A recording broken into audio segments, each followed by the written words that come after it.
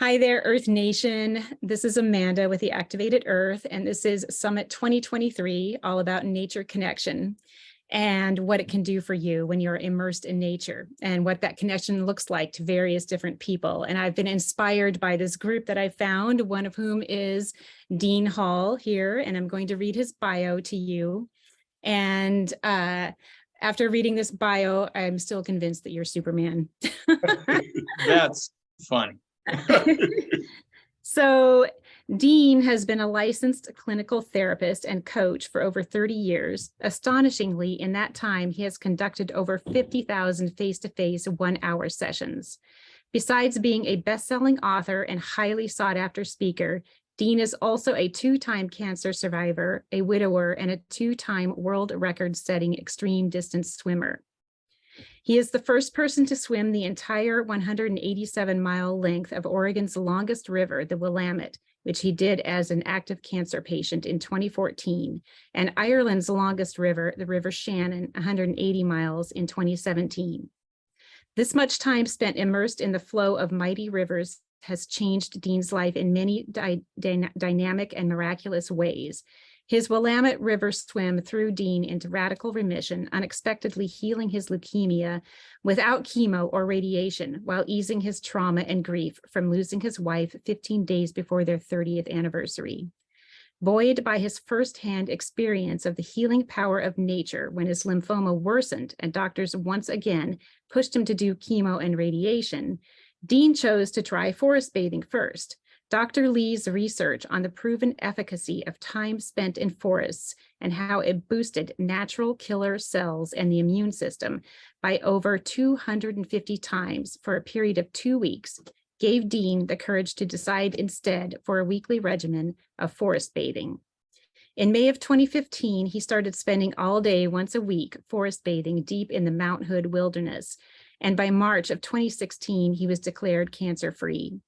These gifts of natural healing pushed Dean to make his organization the Wild Cure Way, whose mission is to encourage the world to get out of concrete jungles, man-made boxes, and away from the digital devices and dive deeply into wild waterways and venture into deep forests as a form of authentic, deep healing and, oddly enough, environmental protection. He believes it's impossible to swim in wild waters or amble through ancient forests without falling in love with them. And like Jacques Cousteau used to say, you protect what you love. That really actually, that last line, when I read that the first time, just really touched my heart, because that is so true. And I can tell that you have really created this connection with nature that has served you really well. And what I'm wondering is, when you were in the throes of being sick, what was your motivation to actually choose to go try nature connecting, like the swim? I know that with the Dr. Lee, you saw that part, but with the swimming, didn't that come before you had heard about forest bathing? Yes. Well, no, I read a bit on a new field at the time called ecopsychology, and it's the study of the therapeutic use of nature to heal. But at the time, I was dying in August of 2013, almost 10 years ago now. I'm pretty fit. I've got right around 10% body fat. And I weigh 215 pounds. I'm 6'1" and a half. I probably don't need to say a half, but you know how us guys are. Of course. I'm 6'1", and at that time I weighed 152 pounds. So you might imagine I was skeletal, and the biggest things on me were my lymph nodes. They'd swollen up under my jawline, and so that I could hardly turn my neck. I had over 40 lymph nodes that were vastly swollen. One, my oncologist lovingly called my hockey puck under my right arm, because it was the size and shape almost exactly of a hockey puck. Couldn't put my right arm down. And I was dying. I just lost my first wife 2.5 years earlier, and she died October of my daughter's senior year in high school. Mhm. And so here I was now dying, and my daughter was kind of getting a bit frantic that she was about to lose her second parent. And I adore her so much that I knew I had to find a way to live, at least give it my best effort. And I don't know if you've read Viktor Frankl's Man's Search for Meaning, but I'd used it many times in therapy. He was an Austrian psychiatrist uh, right before World War II. Sadly for him, he was Jewish, Mhm. and he spent quite a bit of time in Auschwitz and then Bergen-Belsen. And for his PhD, he had wanted to do a research study testing under extreme circumstances. Why do some people live and survive and others don't? Well, ethically, he couldn't find a way to do it. And after about a month or two of suffering in Auschwitz, the thought came to him, oh my goodness, I would not have chosen this, but this is a perfect lab situation for me. And Mm. so he started watching people and scribbling little notes on scraps of paper, rolling them up and sticking them in the cracks of the walls so that the guards wouldn't, take his work. And he started watching who survived and who didn't. And his hypothesis of you've got to be physically strong as well as mentally strong went out the window nearly immediately. He found that really it all came down to how passionate you were about a purpose. And the two main purposes he found is people either just desperately wanted to see their loved ones again, or they wanted to live long enough to kill Nazis. Okay. Um, and it really didn't matter. It just mattered how intrinsically tied they were to that purpose. So I knew that if I could really gain a strong sense of purpose, I had my best chance. But by this time, I literally was just a shell of a man. I didn't care. I'd had a good run. I had created, I'd been an art teacher for 20 years that I really enjoyed working with thousands of kids. My biggest goal in life was to create a happy, loving relationship like I'd seen my parents have, which was very odd for the 1960s. They were really the unicorns of the 60s because they adored each other and they were very fit. I grew up here in Oregon, they were both mountain climbers. Um, and so I'd seen this and I'd accomplished it, and now it was gone. And so nothing really mattered. And so I started meditating and asking, even prayerfully, for a purpose, for a sign. And I expected to have something within a day or two, maybe a week or two. But Mhm. after about 3 or 4 weeks and it's still being crickets, I was just like, okay, whatever. And then my mom came over and handed me a box. She'd finally cleaned out my very last things from her house. And in it was a journal I'd been forced to keep when I was in sixth grade.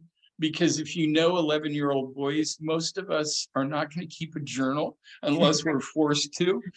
And I I opened have it a up. son, so I know something about that. Yeah, I bet so. And I opened it up, and the uh, very first page, it said, when I get old, I gotta climb Mount Everest, swim the English Channel. And when I read that, I had forgotten how much I was passionate about becoming a world-class adventurer when I was a kid, because even my mom in the 60s was climbing mountains with the guys. Mhm. And I spent most of my childhood out in the Cascade mountain range, climbing and swimming across alpine lakes. I think I had like the perfect childhood, for me anyway. It was wonderful. And my folks had some world-class mountaineers who'd climbed Everest, and I'd gotten to meet them and was inspired by them. But then I became very responsible. I thought, no, I've got to work for a corporation and all that kind of stuff, get a college degree. And I'd forgotten these dreams for responsibility's sake, I guess. I don't know. But it awakened something within me. And immediately I thought, okay, my blood counts are so poor and my immune system's so low. I know it couldn't handle elevation. So Everest is out, but I can swim the English Channel. I don't know why I thought I could. And so without telling anyone for weeks, except for I told my oncologist and my doctor, and both of them begged me not to even get into a public pool. They said my immune system was so bad at that time that if I got in a public pool, it could kill me. Mhm. And, but I thought, I told my oncologist, hey, doc, I'm dying anyway. Right. What do you want me to do? Lay on a couch and watch Wheel of Fortune? I'm not going out that way. And so I got in the pool, and I'd done a lot of triathlons in the 80s and 90s. And so I'd done hundreds and hundreds of miles of lap swimming. And when I kicked off the wall, it was the first time in 3 years I felt like me again. I felt a sense of that old self and that old spirit, and I felt a bit of control. And so, yeah, that's what made me pick it, was that strong sense of purpose, and mostly not to leave my 21-year-old daughter an orphan. Yeah. Yeah. So it was kind of a random way of getting into what Nature Connection can do for you. And I guess that coupled with an intense purpose was something that you have a goal, and even if it seems impossible to actually pursue it. Right. So when you coach now, how do you incorporate what Nature Connection looks like to you into your coaching? There are many ways. The first is our own personal nature. I believe as humans, we were not meant to be sedentary. You look at our ancestors, even 100 years ago, and they were much less sedentary than we are. My mom's mom, my grandma, came from Sweden, and she could outwork anyone. We spent all day in the berry field. She had a berry and dairy farm out here in Oregon, and even my Swedish grandmother was so much less sedentary than most of the people I know. But can you imagine what our ancient ancestors were? They were always moving unless they were resting. They moved. They were very, very physically active, and then spent intentional time of rest. And we just kind of float in between the two, not really doing either. And so the first thing I do in coaching, if at all possible, it's a little harder since I'm doing a lot of it remotely now, but when they're in my person, and even as they're doing it remotely, I ask them to be up walking. Now, if it's in a suburb, okay, city, not so much. But best case scenario is when they're with me, we're walking a trail, because the second most powerless position is sitting, only eclipsed by kneeling.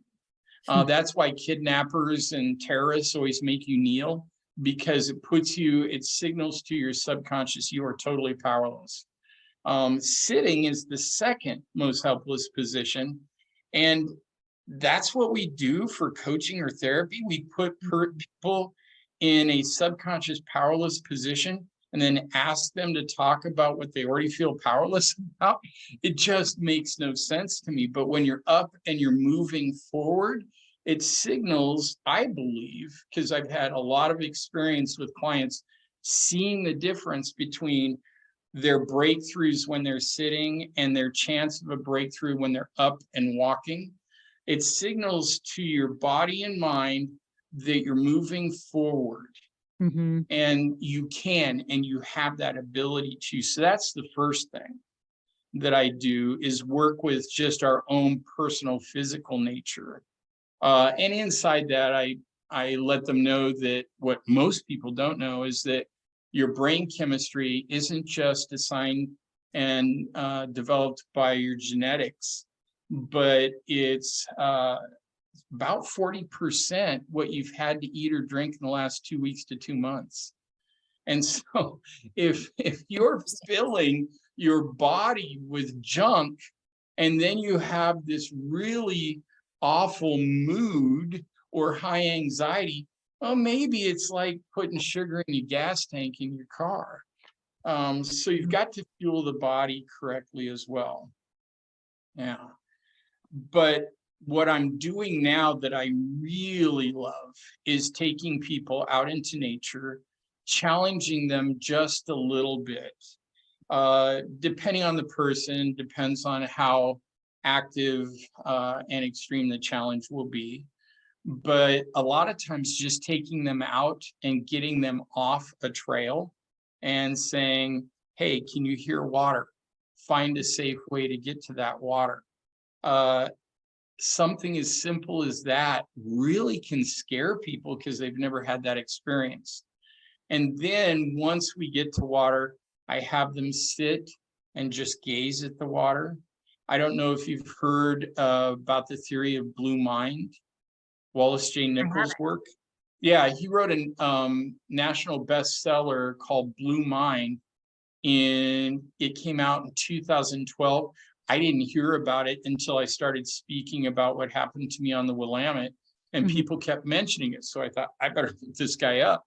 And what he found, he worked with neuropsychologists and found that when you're in, on, around, by, or underwater, within about 30 seconds to 2 minutes, it's universal. It doesn't matter gender, age, anything.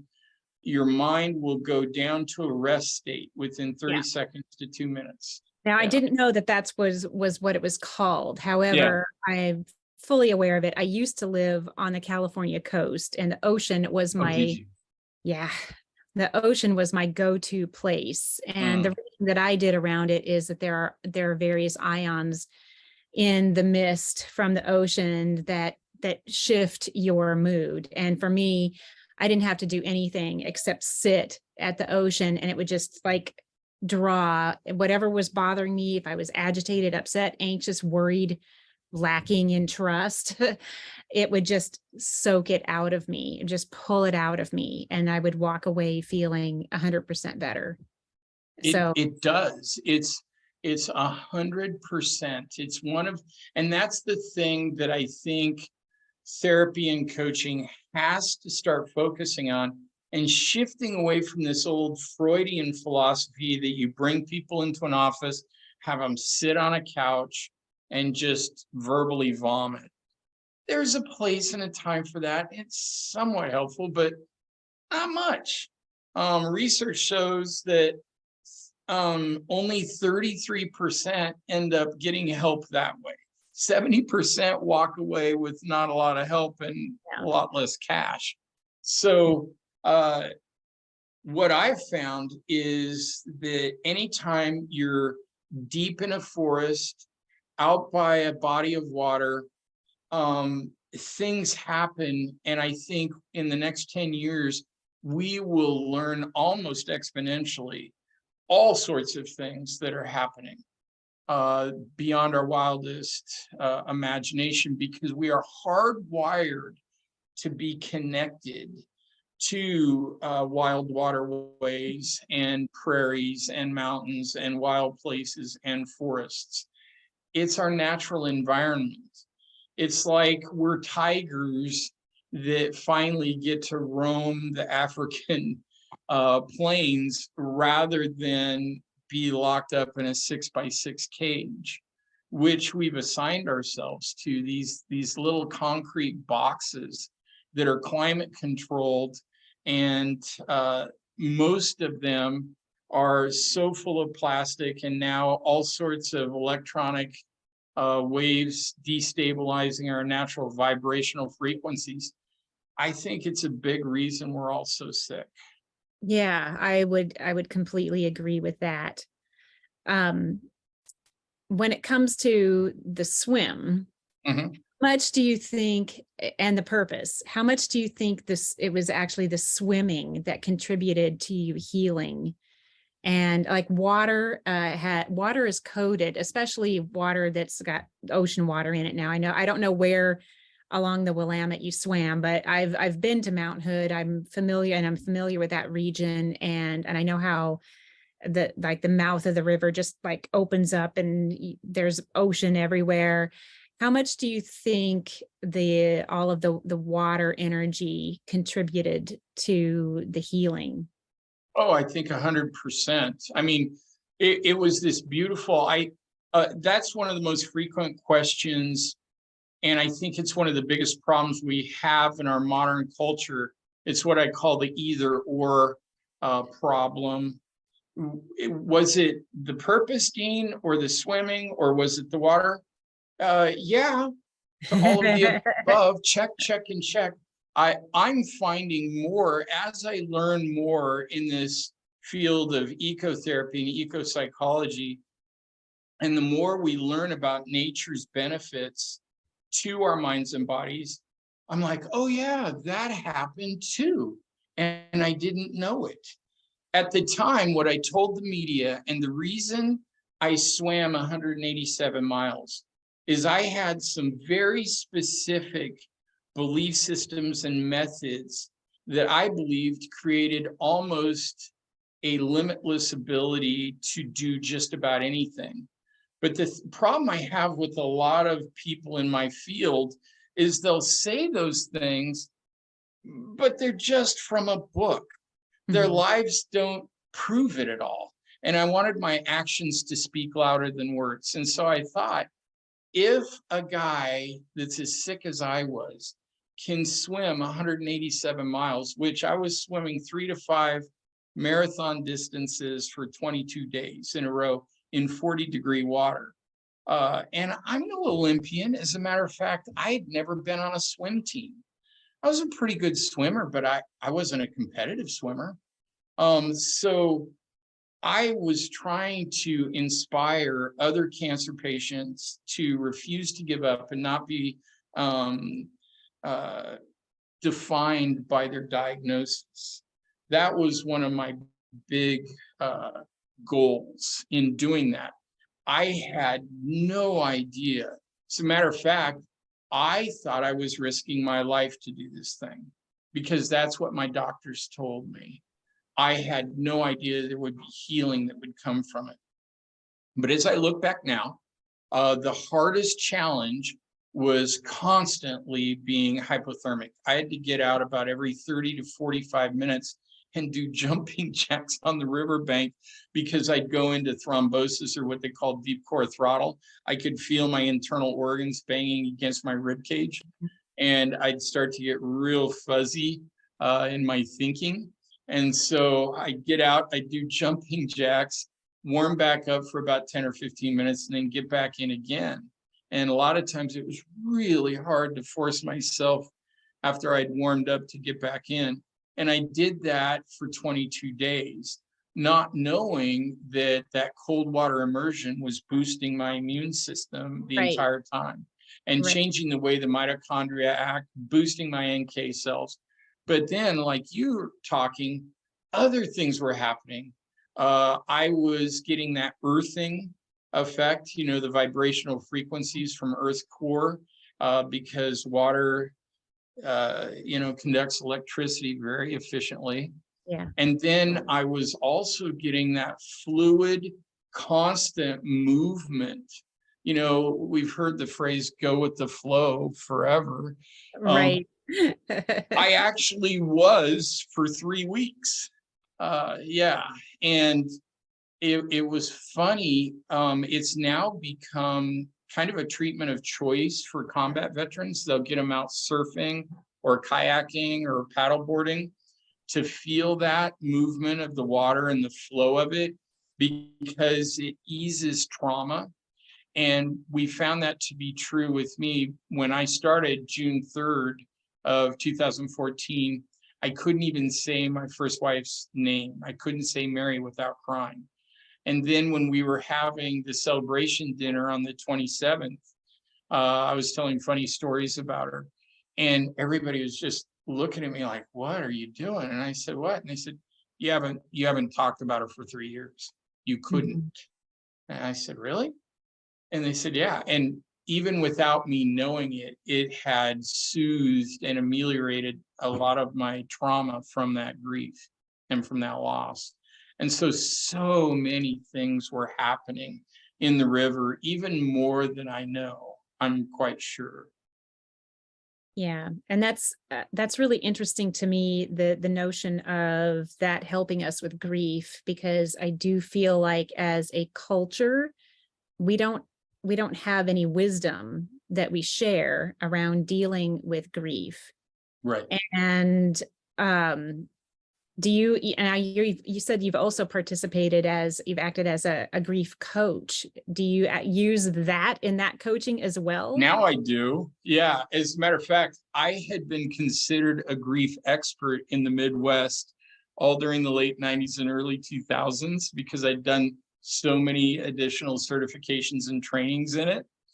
And then when my first wife died, I was so shattered that I realized in some ways, because I'd had no life experience in it, that I'd been somewhat of an imposter. And I even called up two of the clients that I'd worked with and apologized, said, Huh. I didn't know it was this bad. And they kind of laughed and they were really gracious. And they said, Dean, it was helpful anyway. And we we knew you didn't know, and that's okay. And so that was nice. But I was shocked at how little I actually knew what the experience was like. Now, though, I will take people out and either a lot of people aren't good enough swimmers, but get them in a kayak or even just sitting by the river or an ocean.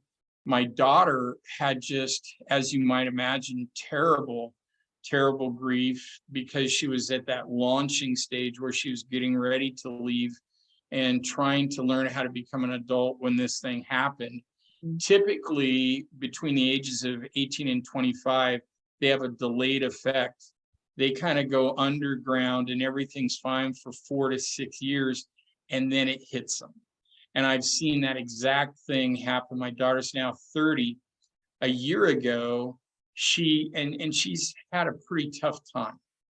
Um, and so a year ago, she moved to the Oregon coast and has just lived there and walks the beach every day. And it has changed her. It's been what I'd almost say, and it probably shouldn't say this as a therapist, but it's been better than therapy for her because it's been a very visceral, very authentic form of therapy. And like your experience, she says the ocean just pulls it out of her. She Yeah. can be having a terrible day of grief and just go and sit on her favorite sand dune all alone and just breathe and watch and wait. And within 15 minutes, at the most an hour, she's fine again. Yeah, it's fast. It's amazing. That's one thing that I miss about being where I was, is having access to the ocean. Oh, yeah. Yeah, I do have a very nice creek out here. Oh, do you? I do. And perfect, like for talking about forest bathing, I have a forest right Oh, my backyard. perfect. So yeah, so I would love to hear about your experience with that. And Yeah. love to, I love trees, and like as a Mhm. scientist and as a tree hugger, um, for what they do, and what Right. they do for the earth and what they do for people. And I would Sure. love to hear your experience around that. Yeah. I lived in Kansas for 30 years because that's where my first wife was from. And so I told all my friends I was putting myself in exile for love. And it was fine, but I was homesick for Oregon every day of the 30 years. And it was mostly for the wild waterways and the trees. I missed the 100-foot Douglas fir trees Yeah. because you didn't see anything like that around there. And so when I came back, I did quite a bit of hiking. I was so sick though, I couldn't really get very far into the forest. But when my doctors had told me they wanted me to do chemo and the lymph nodes were getting even bigger, I had read just a little bit about forest bathing, but then I read Dr. King Lee's book and found that out about phytoncides, that essential oil that comes out of trees in a mist. You don't even see it, but you breathe it in, particularly conifers. Right. And I thought, if I go out every week and it boosts it by 250 times every 2 weeks, for 2 weeks, if I go out weekly, it'll start becoming exponential. That was my thinking. And what I found, because I would go out Thursday nights and then stay all night in the forest and then stay most of the day, if not all day, Friday. And then before I left, there are several creeks and one river that come out of the glacier in Mount Hood. And I would get in one of those. Since it's snow melt or glacier melt, I'm getting all those glacial minerals and it's really cold. So I'm getting a nice ice bath too. That was my routine. What I found was the forest bathing was extremely good for continuing that work on grief. Maybe it's because I was raised in the 60s and big boys don't cry, all that kind of nonsense. But I would find myself routinely waking up because I wouldn't stay in a campground. I'd go up a trail for about 2 or 3 miles, and then I'd get off the trail for about a half mile to a mile where no one could find me, way out in the middle of an old growth forest where the trees hadn't seen people probably for a long, long time. Yeah. And these trees felt, as odd as it may sound, they felt welcoming and friendly. The area just had this beautiful feeling to it. I was never scared out there. So many of my friends are like, what about mountain lions? What about bears? And I'm like, well, thankfully, I haven't seen any yet. I've heard a couple, I think, but I never felt afraid. But routinely, I'd wake up at about 1, just sobbing. And I felt like it was the trees pulling it out of me. It literally felt like something was pulling this emotion out of me. Now that I understand a little bit more about trees and how they're basically antennae from the Earth's core energy and create a vibrational field, I honestly think electronically, I was having these huge discharges and it felt like it. And so now what I do is I'll take folks out and I'll just tell them to wait. And within about an hour or so, boom, it just starts happening. And if they can stay with it and just let it happen, within an hour or so, it subsides. And then I have them a lot of times, if they can, if they will, I'll have them get in a creek or a river and just plunge for a few minutes to kind of wash it all off and wash themselves and reboot. And that combination I found is so powerful for trauma and grief and even chronic illness. And it was for me, but it was something I'd never heard of. I'd never heard of anyone using that approach. But boy, it sure was a winning combination for me. Yeah, this leads me to more things that I'm curious about. And Sure. I'm wondering if you feel like this combination of things is a universal cure for whatever the dis-ease is, whether it's mental, physical, or spiritual. I absolutely do.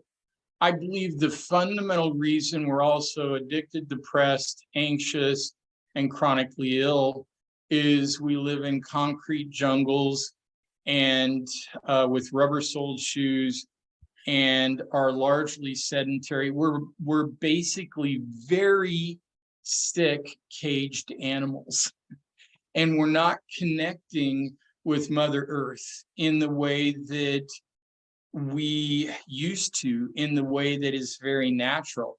For some reason, I don't know if it was with Descartes and the mind-body split, but Mm, our society has morphed to the point where being out in nature is seen as unnatural. I can't tell you how many of my friends made so much fun of me for going out once they found out I was spending a full day in the forest, even though they knew it was for my cancer. They thought it was the craziest thing they'd ever heard. They thought it was funny and weird. yeah. And I was just like, whatever. I just kind of didn't pay much attention to it. The funny thing is, now that I've been doing it for a number of years, it was really after I just didn't listen and just kept going. After about 2 years of it, I noticed that's how a lot of them introduced me to their friends. Yeah, this is the guy that goes out once a week. You're the guy that used to make fun of me. But yeah, I believe in being very connected first to Mother Earth, then to ourselves, gives us the ability to then be connected to each other in Right. kind and powerful and healthy ways. And I believe it really, truly, Amanda, is all about connection. But the missing piece for us is connecting with Mother Earth. You know, I learned from Clint Ober and his whole theory of earthing that basically our bodies are shaped like electrical prongs, and we just aren't ever connecting into that source. And that source is Earth. You know, Mhm. I'm going to a funeral again today, but went to one not long ago, and it was kind of a traditional one. And they said that old phrase we've all heard hundreds and hundreds of times: ashes to ashes, dust to dust. And I Right. got to thinking, oh my gosh, that's our entire life cycle. We come from Earth, we return to Earth. I'd heard many people call it Mother Earth, but I never really thought, oh, we are mud, we return to mud. Why don't we spend more time connecting with mud? You know, it Yeah. it it made perfect sense to me then why what I call the wild cure way is so essentially primary and easy. It's because it's our nature. I see it that way too, and I look at it as a complete circuit. You know, when we get our bare feet on the ground or we get our Right, hands in the garden. That's why so many people garden to right, relax. You know, you get your feet on the ground, then we are a complete electrical circuit, and all the stuff that gets stuck in us can move through. Then we right. can actually go with the flow. And Exactly. I like to think of it as like when you're not doing that, you're stuck in a rut, but there's a different, you can also be in a groove. So if you're in a groove, everything is going. If you're stuck in a rut, then you've got a problem. Um, what I would like to ask you about right now is actually for me personally, Sure. because I have been on my own search for shifting my what I have going on with my immune system. So there's a lot of autoimmune that runs in my family, and I developed adult onset type 1 diabetes in my mid Mm, 40s, wow. and I know it's an autoimmune disease, and so I feel like it can heal. I feel like if there's a way in to disease, then there's a way back out. I And believe. I've played with the cold baths. I don't have a place to be like in an icy cold bath. But based on what I've heard about it previously, I feel like it could be a good contributor to actually healing my immune system. I'm just wondering, what would you tell somebody like me who I believe this can heal? I believe I can create balance again in my body. What would you recommend I do? Well, first, I'd say more of that. belief is so primary. The type of leukemia that I had was called chronic lymphocytic leukemia. The Western medicine belief is that once you get it, it will never go away and that you just have to manage it. And someday it will shorten your life and someday you'll die from it, but a slow death. And I never believed that. Like you, I believed what the body creates, the body can heal. And then I found out that every 13 to 18 months, we have an entirely new body. Every Right. cell in our body sloughs off and regenerates. So I thought if I do the right kinds of things and spend a lot of time dangling a lure in front of that massive subconscious of mine by seeing myself healthy, fit, and whole, that the subconscious will start moving toward that. And so one of the things that I would really encourage, if you don't already do, is start your day, end your day, and maybe even take a midday break. During my recovery, I was visualizing myself being really well and fit and what I'd call ripped. uh, at least 3 times a day for about 20 to 30 minutes. And just, Joe Dispenza calls it remembering the future. I would just enjoy it and enjoy how that felt. I'd take a step out of my sick little body and feel what it felt to be healthy and strong again. And since you've already got that belief system, that's foundational. Okay. And then I would really start looking at what you're eating and drinking, because that's either going to, it's very rarely neutral. It's either going to feed health or disease. And especially the way things are here in America, it's probably going, if you're not really careful, it's probably going to feed disease. I already thought that. But then when we lived in Ireland, we were in Ireland for 6.5 weeks when I swam the Shannon. And I took my daughter over there to be my guide boater because I wanted her to have that same time on the river. And I had fallen in love with this beautiful woman and married her. And so I took my new wife over there too. She's a trooper. She'd have to be. It was quite a struggle.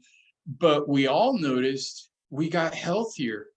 And it was because they have so many less preservatives and additives, and they have so many more strictures against that kind of thing.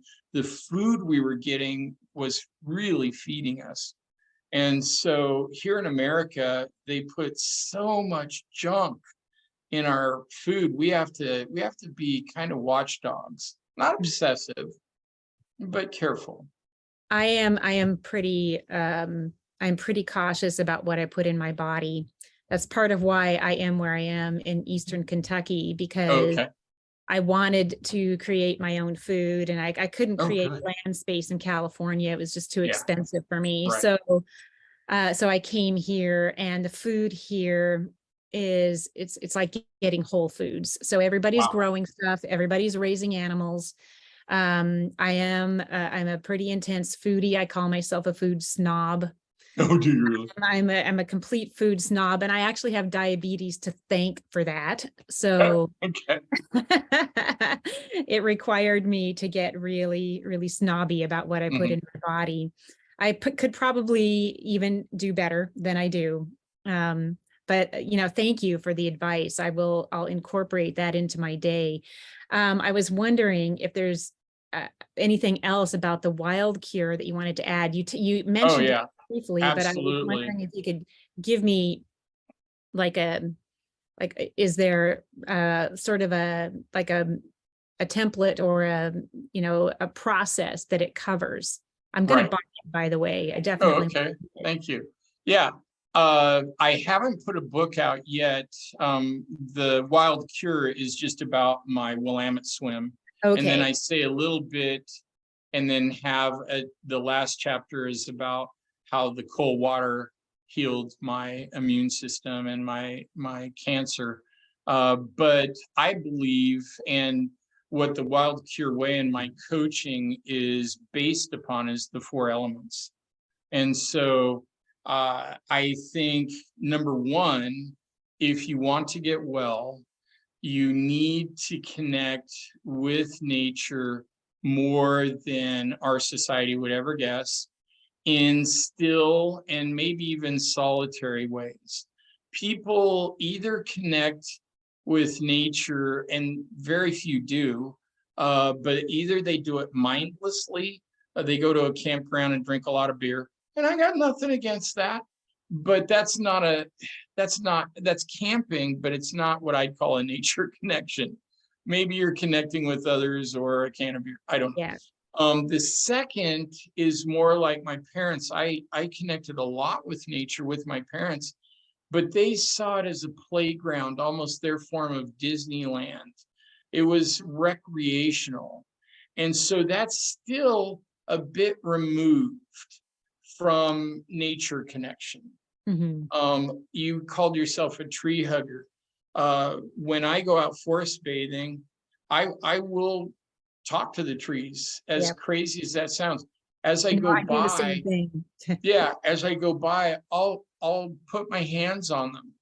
I will look at them. I'll try to see if I can smell what they smell like. I'll try to use all my senses just to be there and connect in that present moment with that area.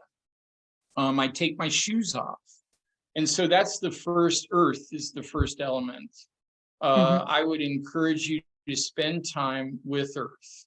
Then water, when you're out, if that creek goes through the forest, or if it doesn't, then spend time by your creek just watching it or putting your feet in it, whatever you want to do. Just in your time, if you want a cure, spend that time with water. And then air or wind. There are several ways to do this. The way I implement it in my Wild Cure Way is to use the breath. I mean, it's the first thing that gives us life. It's the first thing we do once we're on earth, is take a big, deep breath. And then we forget how. Uh, Dr. Gay Hendricks, are you familiar with him? No. Yeah, he's great. I just love this guy. He's kind of what started the self-help industry way back in the 80s. He was the first person. I read his book in 84, 85. Can't remember what it was called, but he was the first person I ever heard talk about breath and how important monitoring your breath is. And he's a doctor, and he gave 50 little kids their school physicals from the time they were in kindergarten to the time they graduated, because he wanted to see, and he didn't tell anybody what he was really doing. He wanted to see how their breath patterns changed. When he gave them their school physical right before they went into kindergarten, all of them were breathing slowly and deeply and diaphragmatically. And by the time they were entering sixth grade, none of them were. They were all moderate to high chest breathers, because the more you get threatened, the more you get into fight or flight chronically, the higher and faster you're going to breathe. And so part of the Wild Cure Way is getting out, noticing weather and wind patterns, but also breathing everything you see and feel in, and then letting everything you see and feel out. Okay. And when I was grieving, that's what I gave myself permission to do deep in the forest. I would let myself connect with how awful I felt and how miserable I was, and then I would let it out. I tell everybody the thing I learned from that is the emotional system works just like the digestive system. We chew up life's experiences, be they good or bad. That's exactly what we need to be healthy, happy, whole, strong. But there are a lot of waste products. Those waste products are anger, sadness, fear, hurt, loneliness, guilt, and shame, the big seven. Right. And because they're so intense and we know so little about them, we try to make them mean something, or we give meaning to the people that elicited those in us. And mostly they're just psychological and emotional urine and feces. We just need to let our body do what it was designed to do. And so if we'll let ourselves cry or maybe scream or maybe even hit something, not someone, of course, thrash around a bit, because you watch any 2-year-old, they do that. There aren't any psychologically unhealthy 2-year-olds because when they get Right. upset, they let it out. They feel They it, they do. release it. 5 minutes later, they're fine. And so we have to go back to that and find a good, responsible adult way to do that. And one of the safest ways to do that is in nature. And Yeah. so using your own air in a nature-based way is really good. And then fire is a great way to create inspiration. You can sit and watch it. It's a great meditational tool. It's a great communal tool. I can't tell you how many times when I've had people around a fire, they open up and tell stories that they wouldn't have told if they weren't sitting around a fire. It's almost magical. It's also a great way to let go, write things down, watch the fire consume it. And so I would encourage you to find Amanda's way of connecting with the 4 elements, because you'll find instinctively it feels comfortable, it feels natural, and things start to happen in your life, in your body, in your mind that wouldn't if you were sitting on a couch talking to me. Yeah. I'm really inspired by that. Good. I have a meditation that I use for healing that Yeah. actually uses the elements of the 4 directions. Oh, perfect. So I feel like I've been doing many of the right things, and maybe I'm just not being consistent enough. So Consistency, yeah, healing disease takes consistency. right. Healing takes real intentionality. Start your day in a very happy, fun way. End your day in a very soothing way, where you're doing what I call zeroing out. I won't let myself take in. The latest in dream theory is that we dream as a means of our subconscious working out the most intense emotion we had that day. So what I started doing is trying to feel and release, go through my day and feel and release any negative or intense emotion I had that day, so I can go like a clean slate into sleep. Mhm. Because I didn't want the subconscious never sleeps. I didn't want it chewing and festering and growing these awful negative emotions so that I was in a worse state. So do those kinds of things, Amanda, at the start of your day and at the end of your day. With the cold water, yeah, I would encourage you to explore it and do it routinely. I've got probably 20 people now that are making DIY cold tanks. I They probably just, do that. yeah, they just Space get for it. the old horizontal chest freezers and take all the shelving out, plug up the holes, fill it full of water, shut the top, turn down, it's there. That's And perfect. so for a Easy. couple $100, they've got something that many times, especially if there's small children around, they can even lock. Yeah, and it's kind of climate controlled, and then they pump it out every couple weeks, keeping it so cold it doesn't get stinky and mildewy or Right. bacteria ridden very quickly. Yeah. So it doesn't even take a lot of care. Yeah. That sounds great. It has been just a real joy having this conversation with you. How can people get in touch with you if they would like to work with you? Yeah, my new website is still kind of under construction, but you can get the basics there. It's called thewildcureway.com. Also, I'm on Instagram way more than I want to be, but it's how I get a lot of fun conversations. Well, it's how I met you. Right. And How I found you. Mhm. yeah, and because I'm me, I feel it's my duty to respond to everybody that DMs me or even makes a comment on one of my posts. I've had the luxury of having 3 or 4 posts go viral. And so then all of a sudden trying to answer 800 people was like a full-time job.